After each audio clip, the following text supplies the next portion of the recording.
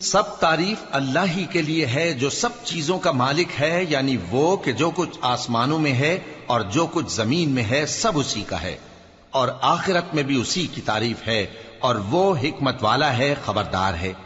جو کچھ زمین میں داخل ہوتا ہے اور جو اس میں سے نکلتا ہے، اور جو آسمان سے اترتا ہے اور جو اس پر چڑھتا ہے، سب اس کو معلوم ہے، اور وہ مہربان ہے، بخشنے والا ہے۔ اور کافر کہتے ہیں کہ قیامت کی گھڑی ہم پر نہیں آئے گی۔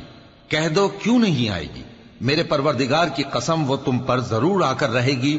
وہ پروردگار غیب کا جاننے والا ہے، ذرہ بھر چیز بھی اس سے پوشیدہ نہیں، نہ آسمانوں میں اور نہ زمین میں، اور کوئی چیز ذرے سے بھی چھوٹی یا بڑی نہیں مگر کتاب روشن میں لکھی ہوئی ہے، اس لیے کہ جو لوگ ایمان لائے اور عمل نیک کرتے رہے ان کو بدلہ دے۔ یہی ہیں جن کے لیے بخشش اور عزت کی روزی ہے، اور جنہوں نے ہماری آیت